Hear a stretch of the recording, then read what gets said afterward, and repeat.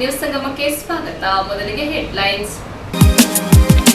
ಕುಶಾಲನಗರ ಪಟ್ಟಣದ ವಿವಿಧ ಕಡೆ 79ನೇ ಸ್ವಾತಂತ್ರ್ಯ ದಿನಾಚರಣೆಯನ್ನು ಅರ್ಥಪೂರ್ಣವಾಗಿ ಆಚರಿಸಿದರು. ಕ್ಯಾರ್ಪೇಟೆ ತಾಲೂಕಿನ ಅಗ್ನಿಶಾಮಕ ಠಾಣೆಗೆ ಉಚಿತವಾಗಿ ಕಂಪ್ಯೂಟರ್ ಅನ್ನು ದೊಡ್ಡಟ್ಟಿ ನಿಂಗೇಗೌಡ ಹಾಗೂ ಜಯರಾಮೇಗೌಡ ಮತ್ತು ಸೋಮಶೇಖರ ಗೌಡರವರು ವಿತರಿಸಿದರು. ಬೆಂಗಳೂರಿನ ಬಿಸಿನೆಸ್ ಮ್ಯಾಗಜಿನ್ ಸಂಸ್ಥೆ ವತಿಯಿಂದ ಕುಶಾಲನಗರ ತಾಲೂಕಿನ ಶೈಲಾ ಕುಶಾಲಪುರ ಅವರಿಗೆ ಇಂಟರ್ನ್ಯಾಷನಲ್ ಅಥ್ಲೆಟ್ ಪ್ರಶಸ್ತಿ ನೀಡಿ ಅಭಿನಂದಿಸಿದ್ದಾರೆ.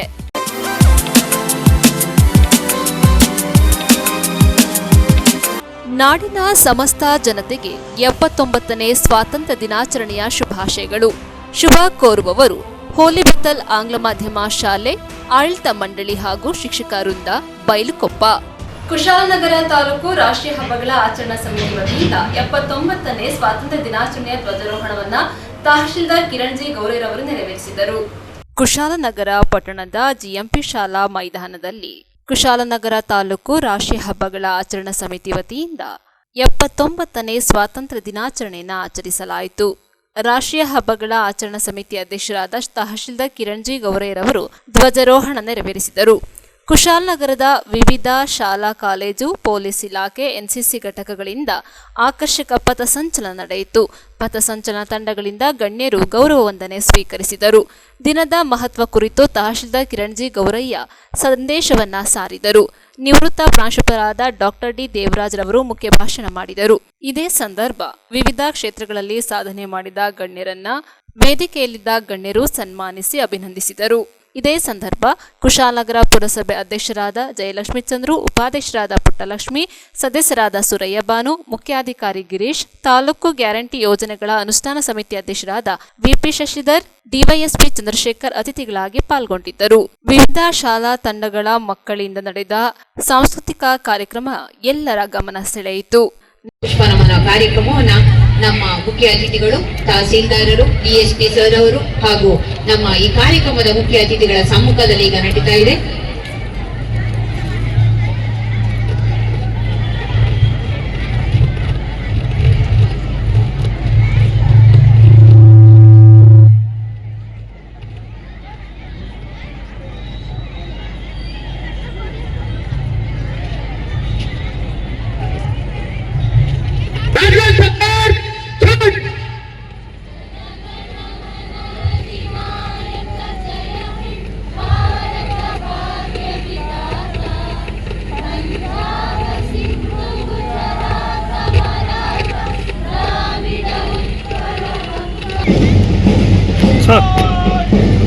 ಎರಡನೇ ತಂಡವಾಗಿ ಎನ್ಸಿಸಿ ಪಾಲಿಟೆಕ್ನಿಕ್ ಚೇತನ್ ಎಸ್ಕೆ ಅವರ ನೇತೃತ್ವದಲ್ಲಿ ನಡೀತಾ ಇದೆ.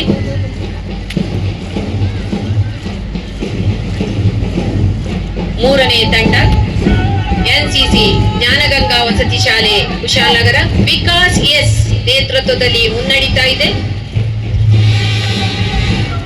ನಾಲ್ಕನೇ ತಂಡ ಎನ್ಸಿಸಿ ಸರ್ಕಾರಿ ಪದವಿ ಪೂರ್ವ ಕಾಲೇಜು ಕುಶಾಲನಗರ ಪ್ರೌಢಶಾಲಾ ವಿಭಾಗದ ನಾಯಕನಾಗಿ ಪುನೀತ್ ಮುನ್ನಡೆಸ್ತಾ ಇದ್ದಾನೆ. ಹಾಗೇನೆ ಪ್ರೌಢಶಾಲೆ ಸರ್ಕಾರಿ ಪ್ರೌಢಶಾಲೆ ಕುಶಾಲನಗರ ಪ್ರೌಢಶಾಲಾ ತಂಡ ಸೌಮ್ಯಳ ನೇತೃತ್ವದಲ್ಲಿ ಮುನ್ನಡೀತಾ ಇದೆ.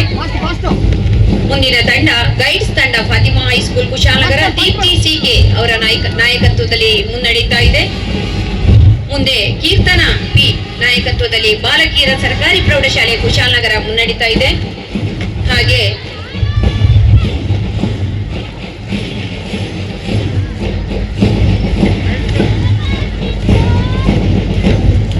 ಜ್ಞಾನಭಾರತಿ ಪ್ರೌಢಶಾಲೆ ಕುಶಾಲನಗರ ಅಂಕಿತಾ ಎಂ ನೇತೃತ್ವದಲ್ಲಿ ಈ ತಂಡ ಮುನ್ನಡೀತಾ ಇದೆ. ಜಹೀರ್ ಅಹಮದ್ ನೇತೃತ್ವದಲ್ಲಿ ಮೌಲಾನಾ ಆಜಾದ್ ಪ್ರೌಢಶಾಲೆ ಕುಶಾಲನಗರ ತಂಡ ಮುನ್ನಡೀತಾ ಇದೆ.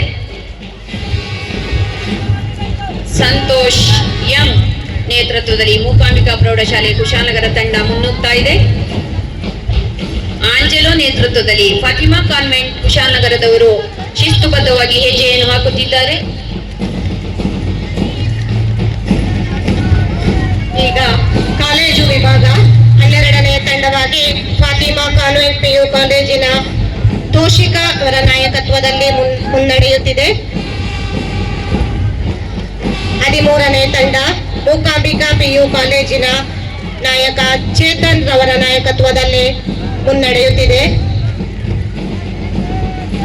14ನೇ ತಂಡವಾಗಿ ವಿವೇಕಾನಂದ PU ಕಾಲೇಜಿನ ಮೊಹಮ್ಮದ್ ಅಫ್ರೀದ್ NK ಅವರ ನಾಯಕತ್ವದಲ್ಲಿ ಈ ಒಂದು ತಂಡವು ಮುನ್ನಡೆಯುತ್ತಿದೆ. 15ನೇ ತಂಡವಾಗಿ ಅನುಗ್ರಹ PU ಕಾಲೇಜಿನ ಪೂಜಾ ಇವರ ನಾಯಕತ್ವದಲ್ಲಿ ಮುನ್ನಡೆಯುತ್ತಿದೆ. 16ನೇ ತಂಡವಾಗಿ ಕನ್ನಡ ಭಾರತಿ ಪದವಿ ಪೂರ್ವ ಕಾಲೇಜು ತನುಷ್ PA ಇವರ ನಾಯಕತ್ವದಲ್ಲಿ ಮುನ್ನಡೆಯುತ್ತಿದೆ. ಅತ್ಯಂತ ಶಿಸ್ತುಬದ್ಧವಾಗಿ ಬ್ಯಾಂಡ್ ಸೆಟ್ಗೆ ಹೆಜ್ಜೆ ಹಾಕಿದ ಎಲ್ಲ ಪ್ಲಟೂನ್ ಕಮಾಂಡರ್ಸ್, ಪ್ಲಟೂನ್ಸ್ ಮತ್ತು ಈ ಒಂದು ಪಥಸಂಚಲನದ ತಯಾರಿ ನಡೆಸಿದಂತಹ ಎಲ್ಲ ದೈಹಿಕ ಶಿಕ್ಷಣ ಶಿಕ್ಷಕರಿಗೂ, ಎರಡನೆಯ ತಂಡ NCC ಪಾಲಿಟೆಕ್ನಿಕ್ ಚೇತನ್ SK ಮುಂದಾಳತ್ವದಲ್ಲಿದೆ. ಮೂರನೆಯ ತಂಡ NCC ಜ್ಞಾನಗಂಗಾ ವಸತಿ ಶಾಲೆ ವಿಕಾಸ್ S ಅವರ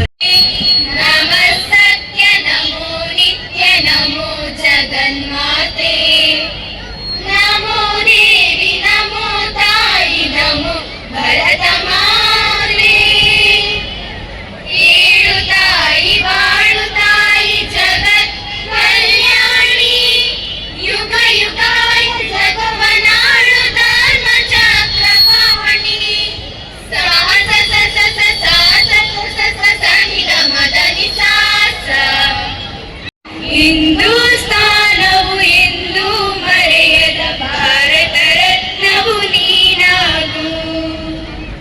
ಭಾರತ ದೇಶದ ಬಡವರ ಕಂಬನಿ ಒರೆಸುವ ನಾಯಕ ನೀನಾಗು.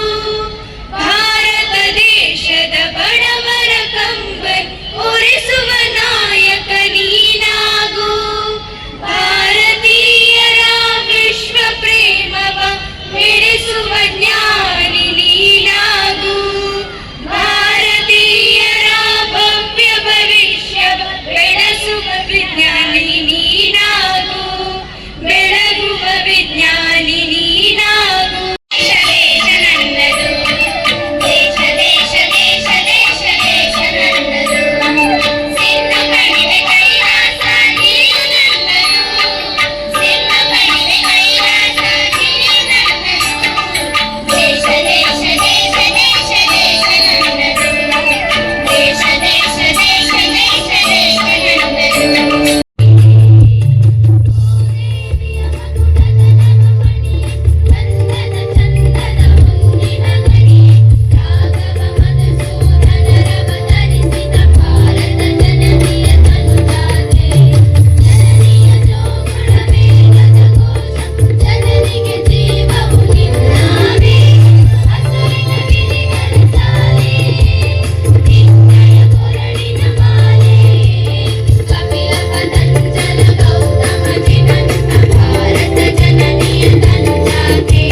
ನಾಗರಿಕರಿಗೆ ಅತ್ಯಂತ ಸಂಭ್ರಮದ ಹಾಗೂ ಮಹತ್ವದ ದಿನವಾಗಿದೆ.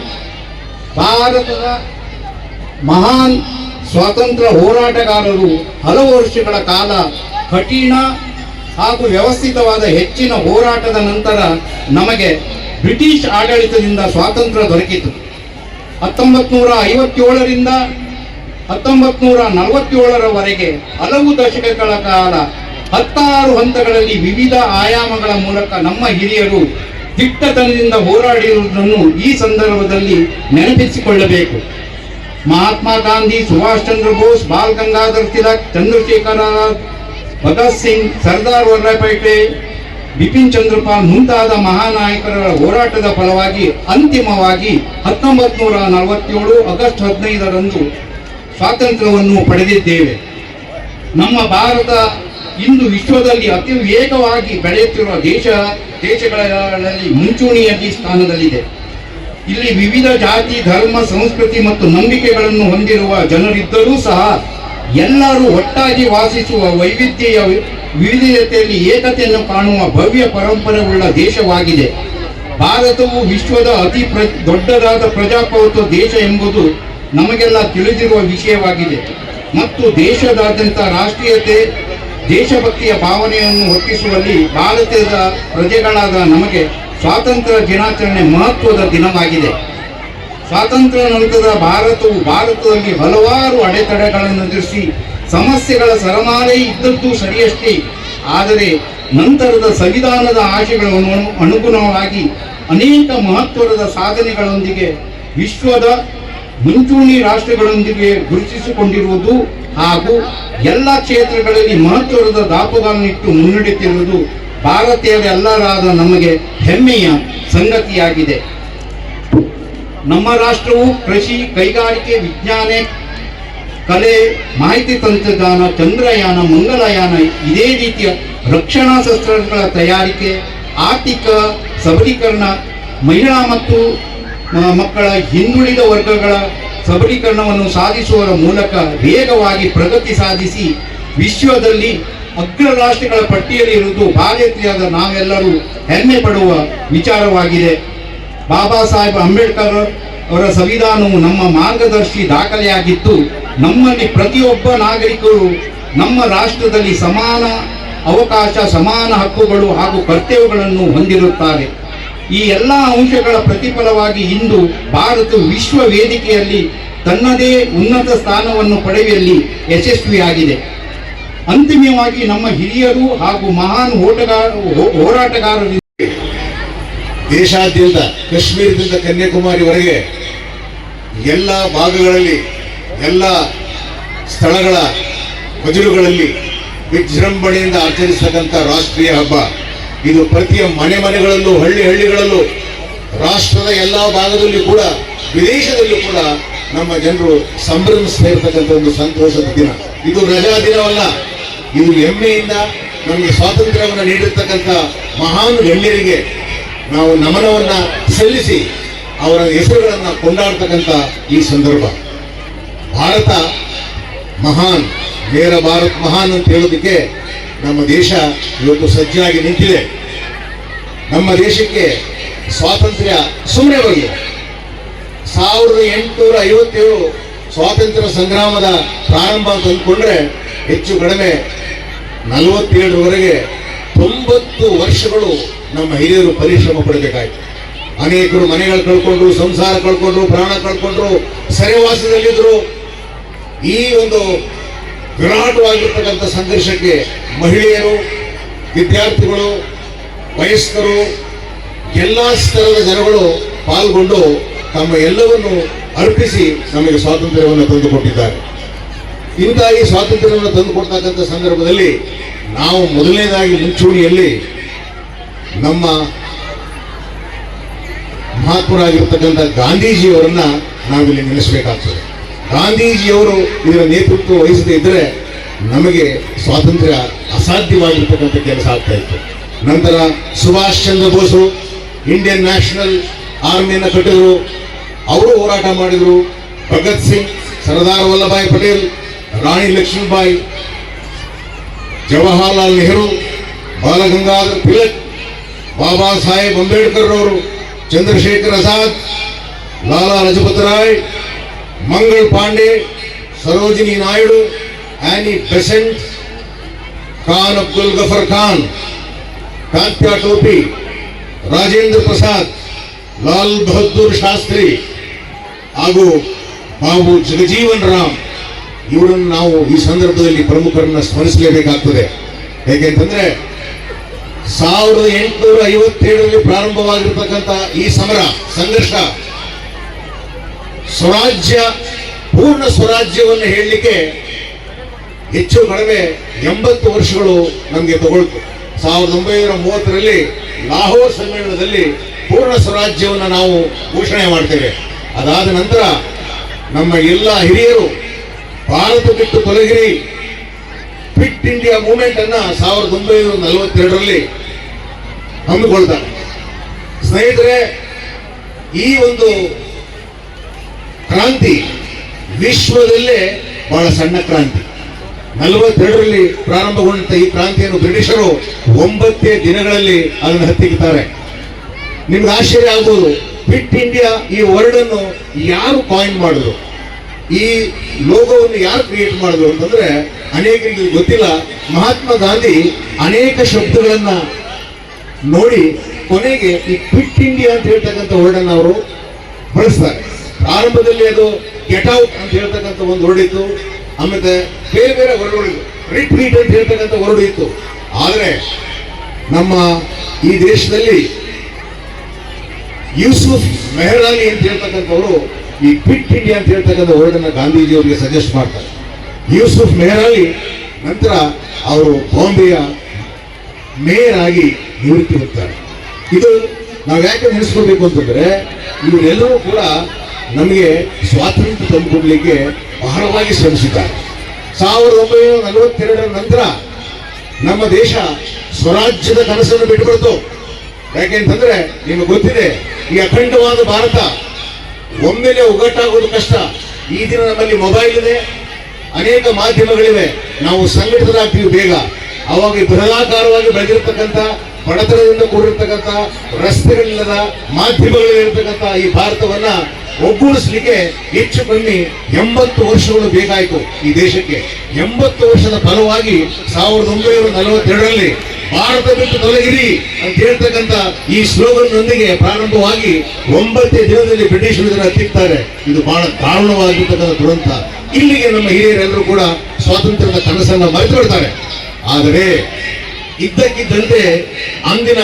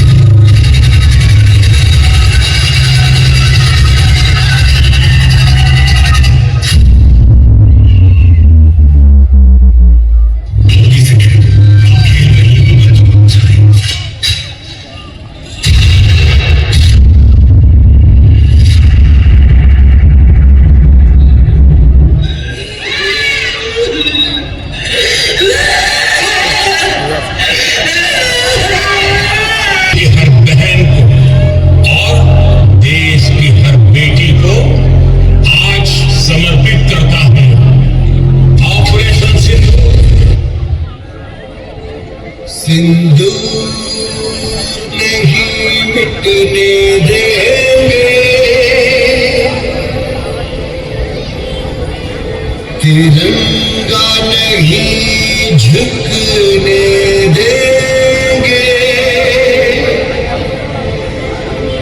अब जुल्म नहीं हमको सहना, मेरे देश का यारों क्या कहना।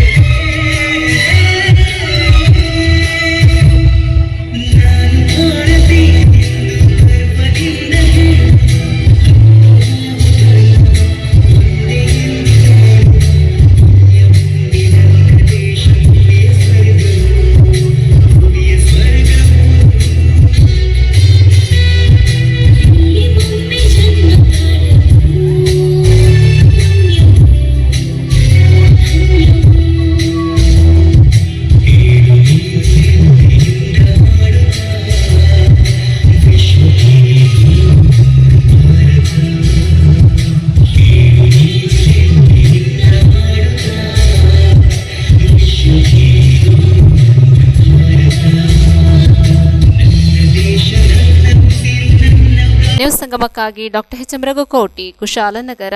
ಕುಶಾಲನಗರ ತಾಲೂಕಿನ ವಿವಿಧ ಸರ್ಕಾರಿ ಕಚೇರಿಗಳಲ್ಲಿ 79ನೇ ಸ್ವಾತಂತ್ರ್ಯೋತ್ಸವದ ದಿನಾಚರಣೆಯನ್ನ ಸಂಭ್ರಮದಿಂದ ಆಚರಣೆ ಮಾಡಿದರು. ಕುಶಾಲನಗರ ಪಟ್ಟಣದ ತಾಲೂಕು ಕಚೇರಿ ಆವರಣದಲ್ಲಿ 79ನೇ ಸ್ವಾತಂತ್ರ್ಯ ದಿನಾಚರಣೆಯನ್ನ ಸರಳವಾಗಿ ಆಚರಿಸಿದರು.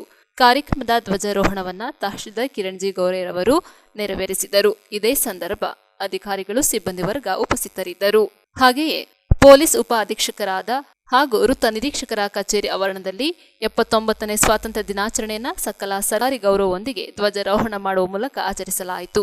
ಧ್ವಜಾರೋಹಣವನ್ನ ಪೊಲೀಸ್ ಉಪ ಅಧೀಕ್ಷಕರಾದ ಚಂದ್ರಶೇಖರ್ ಪಿ ನೆರವೇರಿಸಿದರು. ಇದೇ ಸಂದರ್ಭದಲ್ಲಿ ಪೊಲೀಸ್ ವೃತ್ತ ನಿರೀಕ್ಷಕರಾದ ದಿನೇಶ್, ಟೌನ್ ಠಾಣಾಧಿಕಾರಿ ಗಣೇಶ್ ಸೇರಿದಂತೆ ಸಂಚಾರಿ ಠಾಣೆ ಹಾಗೂ ಗ್ರಾಮಾಂತರ ಠಾಣೆಯ ಠಾಣಾಧಿಕಾರಿಗಳು ಹಾಗೂ ಸಿಬ್ಬಂದಿ ವರ್ಗದವರು ಉಪಸ್ಥಿತರಿದ್ದರು.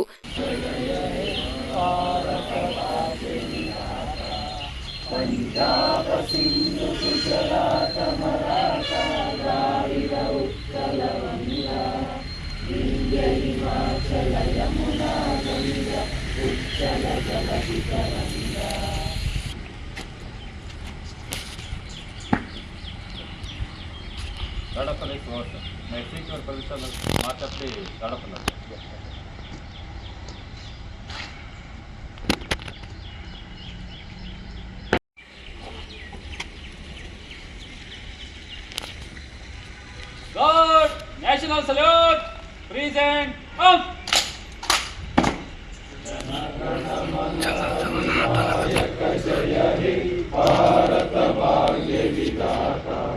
पंजाब सिंधु गुजरात मराठा द्राविड उत्कल बंगा विंध्य हिमाचल यमुना गंगा उच्चल जलधि तरंगा तव शुभ नामे जागे तव शुभ आशीष मागे गाहे तव जय गाथा जन गण मंगलदायक जय हे भारत भाग्य विधाता जय हे जय हे जय हे जय जय जय जय हे. ನ್ಯೂಸ್ ಸಂಗಮಕ್ಕಾಗಿ doctor H M Raghukoti, Kushalnagar. Kushalnagar ತಾಲೂಕಿನ ಪ್ರತಿಭೆಯಾದ ಐಮೋಡಿಯಿಂದ ಶೈಲ ಕುಶಾಲಪುರವರೆಗೆ ಬೆಂಗಳೂರಿನ ಬಿಸಿನೆಸ್ ಮ್ಯಾಗಜಿನ್ ಸಂಸ್ಥೆ ವತಿಯಿಂದ ಇಂಟರ್ನ್ಯಾಷನಲ್ ಅಥ್ಲೆಟ್ ಪ್ರಶಸ್ತಿ ನೀಡಿ ಅಭಿನಂದಿಸಿದ್ದಾರೆ.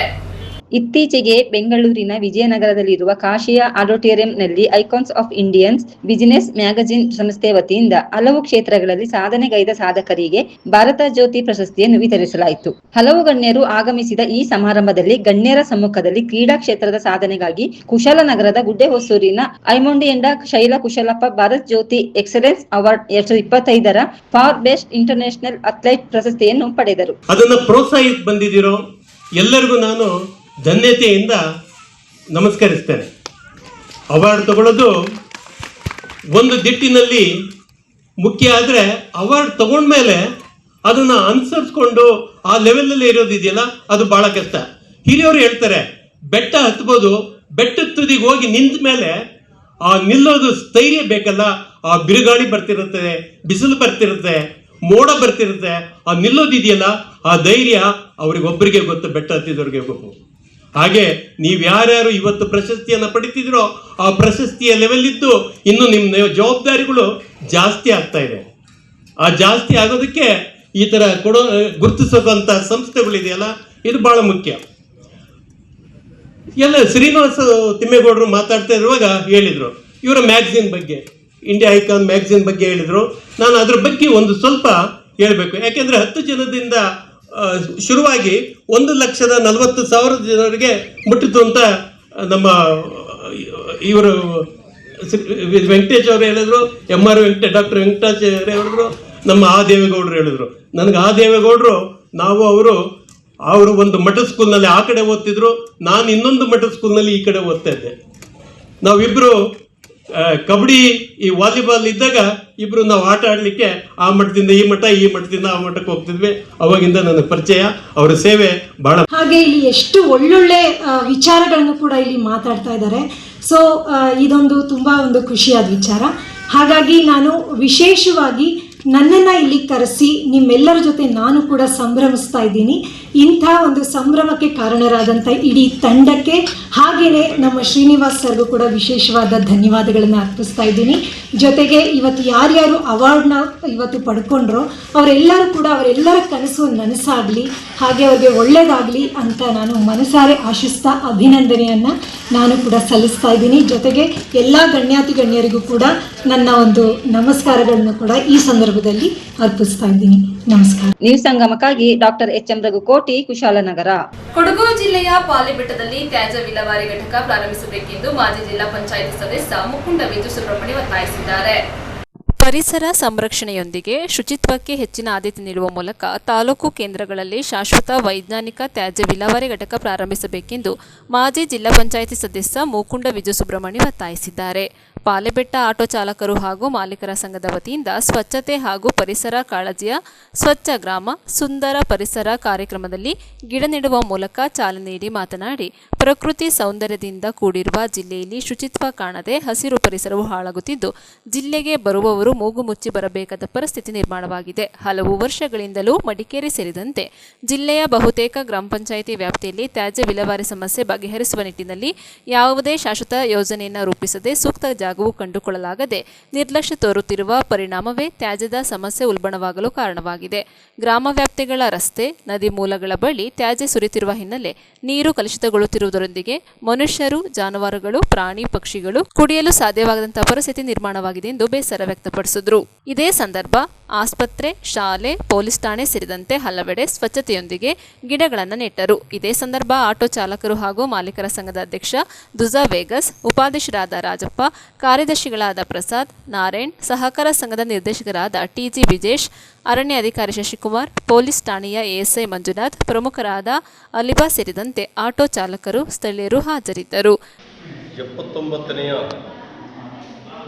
ಸ್ವತಂತ್ರೋತ್ಸವದ ಶುಭಾಶಯ ನೀಡುತ್ತಾ, ಹಾಗೆಯೇ ಈ ಒಂದು ಸ್ವತಂತ್ರ ಸಂಗ್ರಾಮದಲ್ಲಿ ತ್ಯಾಗ ಬಲಿದಾನಗೈದಂಥ ಎಲ್ಲ ಪಿತಾಮಹ ಮತ್ತು ಎಲ್ಲರಿಗೂ ನಾನು ಒಂದು ಅವರ ಆತ್ಮಕ್ಕೆ ಶಾಂತಿಯನ್ನು ಬೇಡುತ್ತಾ, ಹಾಗೆ ಜಿಲ್ಲೆಯ ಜನತೆಗೆ ಸ್ವತಂತ್ರೋತ್ಸವದ ಶುಭಾಶಯವನ್ನು ನೀಡುತ್ತಾ ಇದ್ದೇನೆ. ಕೊಡಗು ಜಿಲ್ಲೆ ಒಂದು ಪುಟ್ಟ ಜಿಲ್ಲೆ, ಅದರದೇ ಆದ ಸಂಸ್ಕೃತಿ, ಆಚಾರ, ವಿಚಾರವನ್ನು ಬೆಳೆಸಿಕೊಂಡು ಬಂದಂಥ ಒಂದು ಉತ್ತಮ ಪರಿಸರವನ್ನು ಹೊಂದಿದಂಥ ಒಂದು ಜಿಲ್ಲೆ. ಈ ಜಿಲ್ಲೆಯಲ್ಲಿ ಒಂದು ಇತ್ತೀಚಿನ ದಿನಗಳಲ್ಲಿ ಒಂದು ದುರಂತ ಅಂತ ಹೇಳ್ಬೋದು, ಘನತ್ಯಾಜ್ಯ ಮತ್ತು ಪ್ಲಾಸ್ಟಿಕ್ಕು, ಅದು ಇದು ಖಾಲಿ ಬಾಟಲ್ಗಳು, ಅದು ನಿರಂತರ ಪ್ರವಾಸಿಗರಿರ್ಬೋದು, ಸ್ಥಳೀಯರಿರ್ಬೋದು, ಸಾರ್ವಜನಿಕ ರಸ್ತೆಯಲ್ಲಿ, ಸಾರ್ವಜನಿಕ ಸ್ಥಳಗಳಲ್ಲಿ, ಆಸ್ಪತ್ರೆ ಆವರಣದಲ್ಲಿ ಎಲ್ಲ ಬಿಸಾಡಿ ಒಂದು ನೈರ್ಮಲ್ಯವನ್ನು ಕಾಪಾಡದೆ, ಒಂದು ಶುಚಿತ್ವಕ್ಕೆ ಒಂದು ಆದ್ಯತೆಯನ್ನು ಕೊಡದೆ ಒಂದು ಜಿಲ್ಲೆಯ ಗುಣಮಟ್ಟ ಸ್ವಲ್ಪ ಕಳೆಗುಂದಿದೆ. ಆ ದೃಷ್ಟಿಯಿಂದ ಜಿಲ್ಲಾಡಳಿತ, ವಿಶೇಷವಾಗಿ ಜಿಲ್ಲಾ ಪಂಚಾಯತ್ ಮುಖ್ಯ ಕಾರ್ಯನಿರ್ವಹಣಾಧಿಕಾರಿ ಅವರು ಸ್ವಲ್ಪ ಮುತುವರ್ಜಿ ವಹಿಸಿ ಕೊಡಗಿನ ಜಿಲ್ಲೆಯಾದ್ಯಂತ 3 ತಾಲೂಕಲ್ಲೇ ವೇಸ್ಟ್ ಮ್ಯಾನೇಜ್ಮೆಂಟ್ ಪ್ಲ್ಯಾಂಟನ್ನು ಹಾಕಿ ಆ ಪಂಚಾಯಿತಿಯಿಂದ ಆ ದೊಡ್ಡ ತಾಲೂಕಿನ ಪ್ಲಾಂಟಿಗೆ ಸರಬರಾಜು ಮಾಡುವಂತೆ ಇರುವ ವ್ಯವಸ್ಥೆಯನ್ನು ಮತ್ತು ಜಿಲ್ಲೆಯಾದ್ಯಂತ ಎಲ್ಲ ಪಂಚಾಯಿತಿಗೆ ಒಂದು ಕಟ್ಟುನಿಟ್ಟಿನ ಒಂದು ಸೂಚನೆಯನ್ನು ಹೊರಡಿಸಬೇಕಾಗ್ತದೆ. ಘನತ್ಯಾಜ್ಯವನ್ನು ಆ ಸಾರ್ವಜನಿಕರು ಬೆಳಗಿನ ಜಾವ ಏನು ಪಂಚಾಯಿತಿಯ ವಾಹನ ಇದೆ ಅಲ್ಲಿ ತಗೊಂಡೋಗಿ ಅದನ್ನು ಕೊಡುವಂಥ ವ್ಯವಸ್ಥೆ ಆಗಬೇಕು. ಮತ್ತು ನಾಗರಿಕ ಬಂಧುಗಳು ತಮ್ಮ ತ್ಯಾಜ್ಯವನ್ನು ನಮ್ಮ ಹಿತ್ತಲಲ್ಲೇ ಒಂದು ಗುಂಡಿ ಮಾಡಿ ಅದರಲ್ಲಿ ಒಳ್ಳೆಯ ಗೊಬ್ಬರವನ್ನು ಉತ್ಪತ್ತಿ ಮಾಡ್ಬೋದು. ಆ ಗೊಬ್ಬರ ಕೂಡ ತೋಟಗಳಿಗೆ ಮತ್ತು ತಮ್ಮ ಹಣ್ಣು ಹಂಪಲು ಗಿಡಗಳಿಗೆ ಉತ್ತಮ ಗೊಬ್ಬರವಾಗಿ ಉತ್ಪತ್ತಿಯಾಗುತ್ತದೆ. ಆ ದೃಷ್ಟಿಯಿಂದ ಜಿಲ್ಲೆಯ ಜನತೆಗೆ ನನ್ನ ಒಂದು ಕಳಕಳಿಯ ಮನವಿ, ಜಿಲ್ಲೆಯನ್ನು ತ್ಯಾಜ್ಯ ಮುಕ್ತ ಜಿಲ್ಲೆಯನ್ನಾಗಿ ಮಾಡುವಲ್ಲಿ ಜಿಲ್ಲೆಯ ನಾಗರಿಕ ಬಂಧುಗಳು, ಜಿಲ್ಲಾಡಳಿತ ಮತ್ತು ಸಂಬಂಧಪಟ್ಟ ಪಂಚಾಯತ್ ಜೊತೆ ಕೈ ಜೋಡಿಸಬೇಕು ಅಂತೇಳಿ ನಾನು ನನ್ನ ಕಳಕಳೆಯ ಮನವಿಯನ್ನು ಈ ಒಂದು ಸುವರ್ಣ ಸ್ವಾತಂತ್ರ್ಯೋತ್ಸವ ಸಂದರ್ಭದಲ್ಲಿ ಜಿಲ್ಲೆಗೆ ಒಂದು ಸಂದೇಶವನ್ನು ಕೊಡ್ತಾ ಇದ್ದೇನೆ. ಎಲ್ಲರಿಗೂ ಧನ್ಯವಾದ. ನ್ಯೂಸ್ ಸಂಗಮಕ್ಕಾಗಿ ಡಾಕ್ಟರ್ ಎಚ್.ಎಂ. ರಘುಕೋಟಿ, ಕುಶಾಲನಗರ. ಕೆಆರ್ಪೇಟೆ ತಾಲೂಕಿನ ಅಗ್ನಿಶಾಮಕ ಠಾಣೆಗೆ ಉಚಿತವಾಗಿ ಕಂಪ್ಯೂಟರ್ ಅನ್ನ ದೊಡ್ಡಟ್ಟಿ ನಿಂಗೇಗೌಡ, ಜಯರಾಮೇಗೌಡ ಹಾಗೂ ಸೋಮಶೇಖರ್ ಗೌಡರು ವಿತರಿಸಿದ್ದಾರೆ.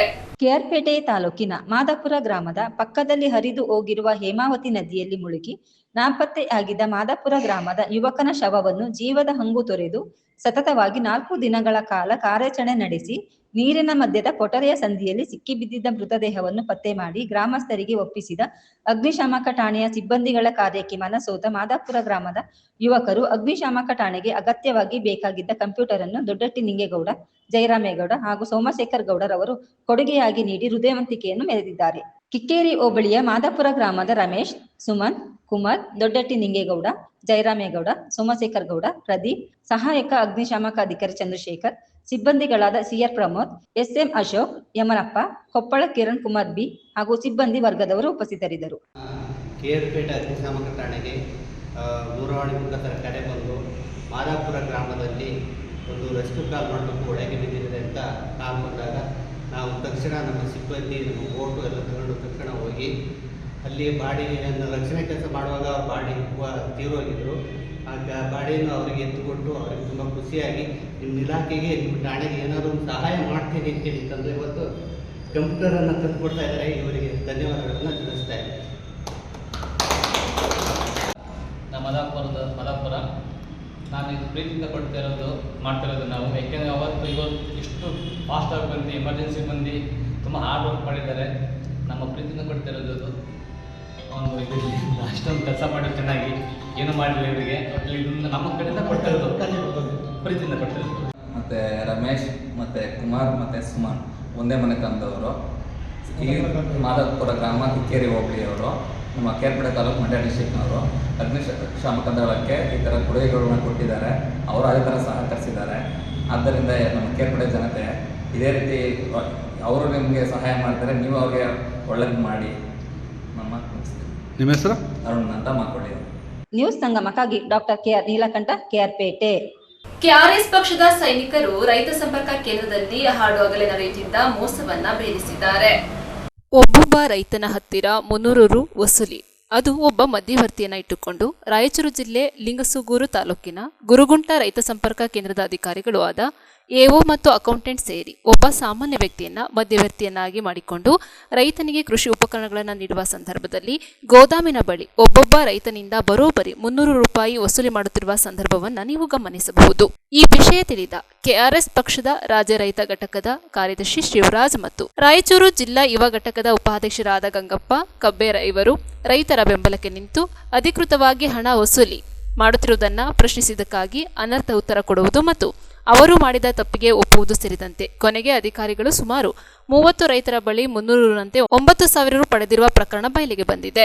ರಾಜ್ಯದಲ್ಲಿ ಈಗಾಗಲೇ ರೈತರಿಗೆ ನೂರಾರು ಕಷ್ಟಗಳು, ಉತ್ತಮ ಮುಂಗಾರಿನ ನಡುವೆ ರಾಸಾಯನಿಕ ಗೊಬ್ಬರಗಳು ಮತ್ತು ಕೃಷಿ ಚಟುವಟಿಕೆಯ ಉಪಕರಣಗಳು ಸಿಗದಿರುವುದು ತುಂಬಾ ಸಮಸ್ಯೆಗಳ ನಡುವೆ ಅಧಿಕಾರಿಗಳು ಈ ರೂಪದಲ್ಲಿ ವಸೂಲಿಗಳಿದ್ದು ರೈತರ ಜೀವನದ ಜೊತೆ ತೆಲ್ಲಾಟ ಆಡುತ್ತಿರುವಂತಹ ಸಂದರ್ಭವನ್ನು ಗಮನಿಸಿದಾಗ ಮಾನ್ಯ ಸ್ಥಳೀಯ ಜನಪ್ರತಿನಿಧಿಗಳು, ತಾಲೂಕು ಆಡಳಿತ, ಜಿಲ್ಲಾಡಳಿತಗಳು, ಕೃಷಿ ಸಚಿವರು ಮತ್ತು ಜಿಲ್ಲಾಧಿಕಾರಿಗಳು, ಕೃಷಿ ಸಚಿವರು ಮತ್ತು ರಾಜ್ಯ ಸರ್ಕಾರಗಳು ಕಣ್ಣು ಮುಚ್ಚಿ ಕುಳಿತಿದ್ದಾರೆ ಎನ್ನುವ ಅನುಮಾನ ಸೃಷ್ಟಿಯಾಗಿದೆ.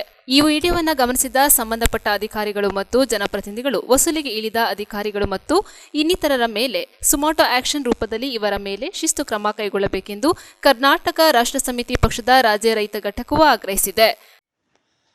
ಬಂಧುಗಳೇ ನಮಸ್ಕಾರ. ನನ್ನ ಹೆಸರು ಶಿವರಾಜ್ ಕಪ್ಪಗಲ್ ಅಂತೇಳಿ, ಕರ್ನಾಟಕ ರಾಷ್ಟ್ರ ಸಮಿತಿ ಪಕ್ಷದ ರಾಜ್ಯ ರೈತ ಕಾರ್ಯದರ್ಶಿ. ರಾಯಚೂರು ಜಿಲ್ಲೆ ಲಿಂಗಸೂರು ತಾಲೂಕಿನ ಗುಡುಗುಂಟ ಹೋಬಳಿಯಲ್ಲಿ ನಿನ್ನೆ ಕೃಷಿ ಇಲಾಖೆಯಲ್ಲಿ ಭ್ರಷ್ಟಾಚಾರವನ್ನು ಬಯಲು ಮಾಡಲಾಯಿತು. ನಿನ್ನೆ ರೈತರಿಗೆ ಸಿಗಬೇಕಾದ ಮೆಟೀರಿಯಲ್ ವಸ್ತುಗಳನ್ನು ಪಿಂಕ್ಲರ್ ಆಗಿರ್ಬೋದು, ನ್ಯಾಜಲ್ ಆಗಿರ್ಬೋದು, ಪಂಪ್ಸೆಟ್ ಆಗಿರ್ಬೋದು, ಗೊಬ್ಬರ, ಬೀಜ, ಪ್ರತಿಯೊಂದು ವಸ್ತುಗಳು ಸಿಗಬೇಕಾದ ರೈತರಿಗೆ ಅಲ್ಲಿದ್ದ ಅಧಿಕಾರಿಗಳು ರೋಷಾರುಷವಾಗಿ ಪಬ್ಲಿಕ್ಕಲ್ಲಿ ದುಡ್ಡನ್ನು 300 ರೂಪಾಯಿ ಬೇಡಿಕೆ ಇಡ್ತಾ ಇದ್ದಾರೆ. 300, 400, 200 ಅವರೆಷ್ಟು ಇದು ಇರ್ತೋ ಅಷ್ಟು ಅವ್ರ ಮನಸ್ಸಿಗೆ ಬಂದಷ್ಟು ದುಡ್ಡು ಬಯಲಿಗೆ ಇದು ಕೇಳ್ತಾ ಇದ್ದಾರೆ, ಲಂಚ ಇಷ್ಟೇ ಕೊಡಬೇಕು.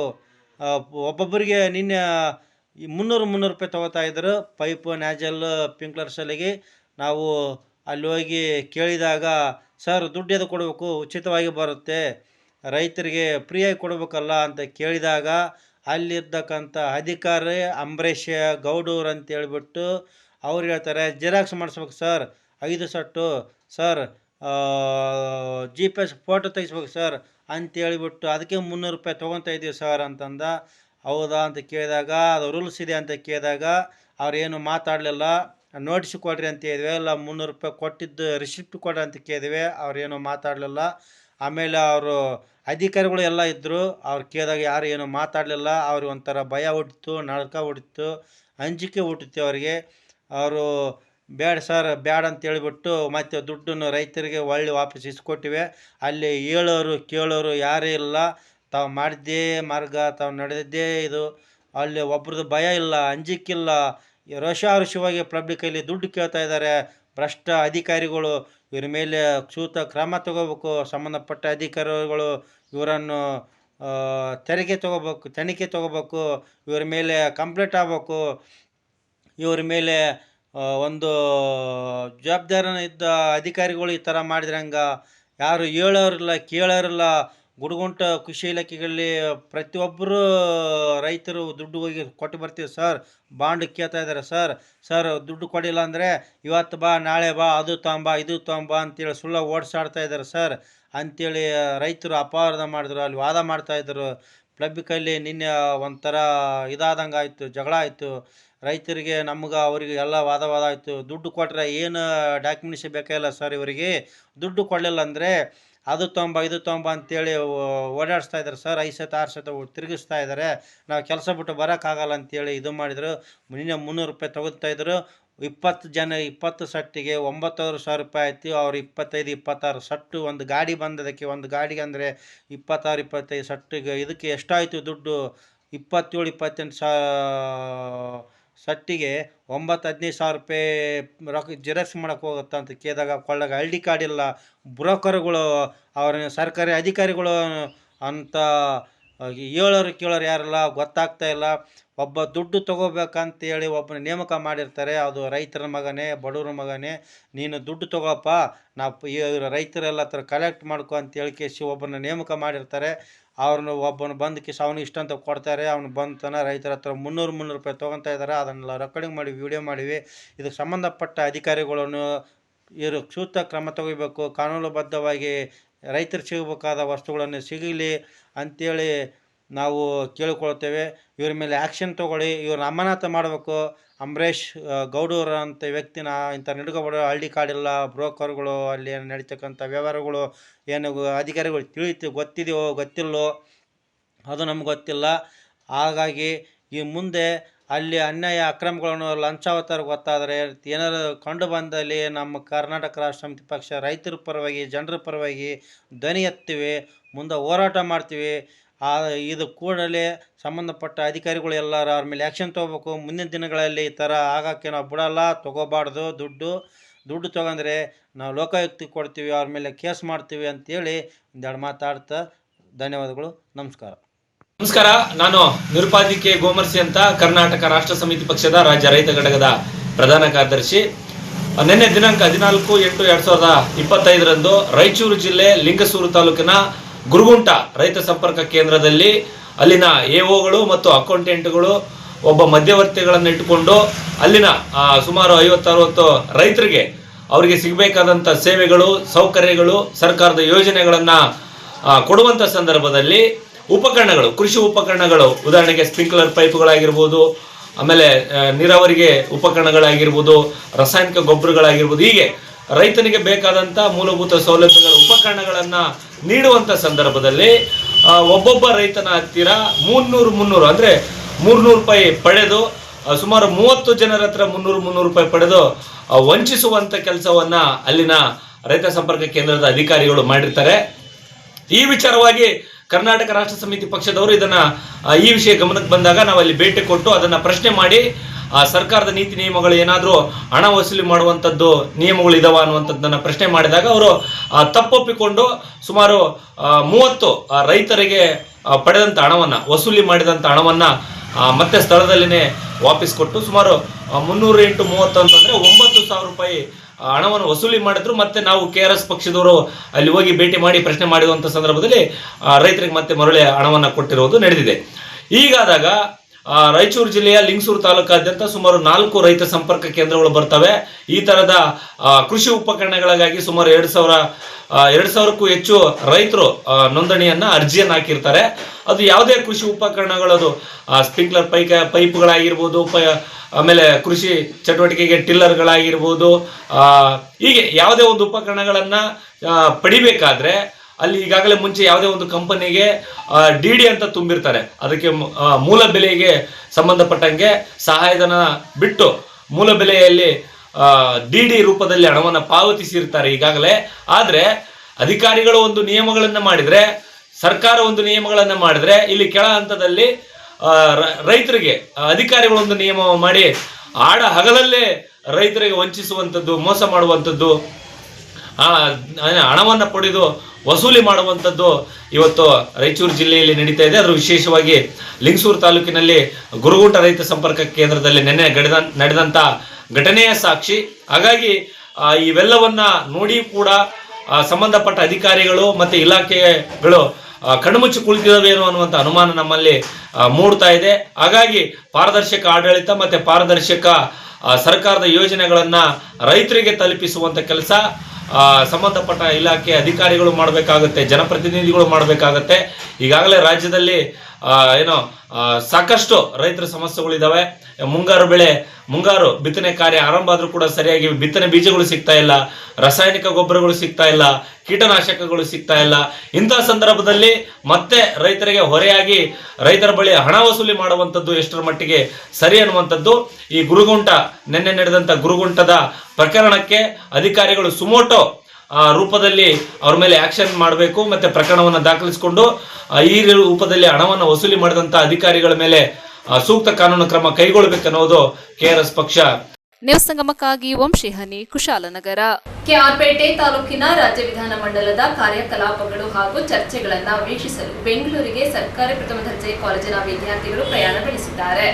ವಿಧಾನಸೌಧದ ಕಾರ್ಯಕಲಾಪಗಳನ್ನು ವೀಕ್ಷಿಸಲು KRಪೇಟೆ ಪಟ್ಟಣದ ಮಹಿಳಾ ಸರ್ಕಾರಿ ವಿದ್ಯಾಲಯದ ವಿದ್ಯಾರ್ಥಿನಿಯರು ಇಂದು ಬೆಂಗಳೂರಿಗೆ ಪ್ರಯಾಣ ಮಾಡಿದರು. KRಪೇಟೆ ವಿಧಾನಸಭಾ ಕ್ಷೇತ್ರದ ಶಾಸಕರಾದ HT ಮಂಜೂರ್ ಅವರ ವಿಶೇಷ ಆಸಕ್ತಿಯ ಮೇರೆಗೆ ಇಂದು ಬೆಂಗಳೂರಿಗೆ ಮಹಿಳಾ ಕಾಲೇಜಿನ 250 ವಿದ್ಯಾರ್ಥಿನಿಯರು ಸದನದ ಕಲಾಪಗಳನ್ನು ವೀಕ್ಷಿಸಲು ಬೆಂಗಳೂರಿಗೆ ಪ್ರಯಾಣ ಬೆಳೆಸಿದರು. KRಪೇಟೆ ಸರ್ಕಾರಿ ಪ್ರಥಮ ದರ್ಜೆ ಕಾಲೇಜಿನ ಪ್ರಾಂಶುಪಾಲ ಡಾಕ್ಟರ್ ಜಗದೀಶ್, ಮಹಿಳಾ ಪ್ರಥಮ ದರ್ಜೆ ಕಾಲೇಜಿನ ಪ್ರಾಂಶುಪಾಲೆ ಡಾಕ್ಟರ್ ಪ್ರತಿಮಾ, ಡಾಕ್ಟರ್ ಅನುರಾಧ, ಸಹಾಯಕ ಪ್ರಾಧ್ಯಾಪಕರಾದ ಜಯಕೀರ್ತಿ, ಶಾಸಕರ ಆಪ್ತ ಸಹಾಯಕ ಅರಳುಕುಪ್ಪೆ ಪ್ರತಾಪ್ ರವರ ನೇತೃತ್ವದಲ್ಲಿ ಸದನದ ಕಲಾಪಗಳನ್ನು ವೀಕ್ಷಿಸಲು 250 ವಿದ್ಯಾರ್ಥಿನಿಯರು ಪ್ರಯಾಣ ಬೆಳೆಸಿದರು. ವಿಧಾನ ಮಂಡಲದ ಕಾರ್ಯಕಲಾಪಗಳನ್ನು ಹಾಗೂ ಚರ್ಚೆಗಳನ್ನು ವೀಕ್ಷಿಸಲು ಶಾಸಕ ಮಂಜು ವಿದ್ಯಾರ್ಥಿನಿಯರಾದ ನಮಗೆ ಅವಕಾಶ ಮಾಡಿಸಿಕೊಟ್ಟಿರುವುದಕ್ಕೆ ಮಾನ್ಯ ಶಾಸಕರಿಗೆ ಚಿರಋಣಿಗಳಾಗಿ ಇರುವುದಾಗಿ ವಿದ್ಯಾರ್ಥಿನಿಯರು ತಿಳಿಸಿದರು.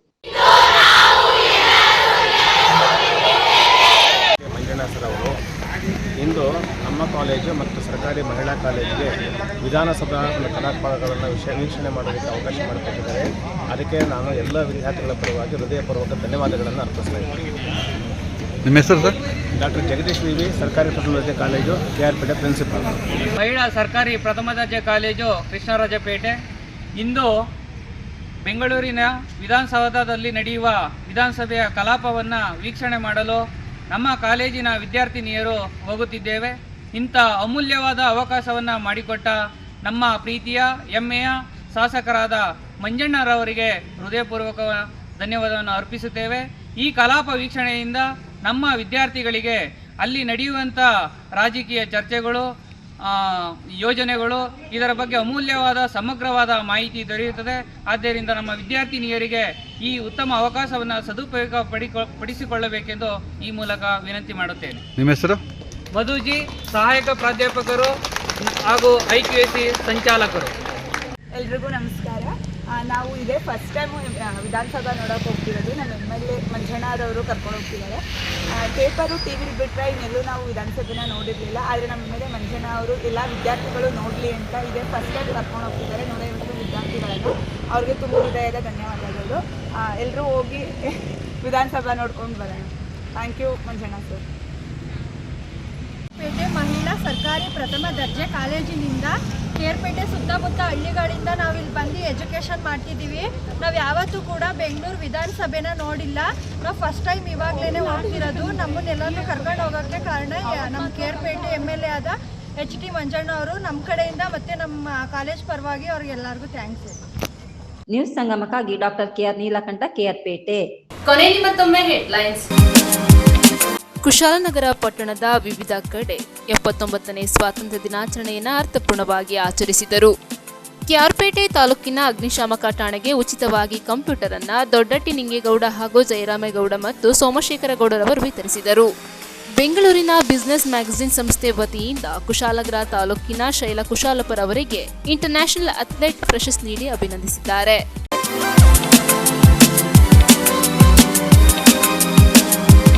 ಇಲ್ಲಿಗೆ ನ್ಯೂಸ್ ಸಂಗಮ ಮುಕ್ತಾಯವಾಯಿತು. ಸುದ್ದಿ, ಮಾಹಿತಿ, ಮನೋರಂಜನೆಗಾಗಿ ನೋಡ್ತಾ ಇರಿ ಸಂಗಮ ಟಿವಿ. ವಂದನೆಗಳೊಂದಿಗೆ ಸುಪ್ರೀತಾ LN.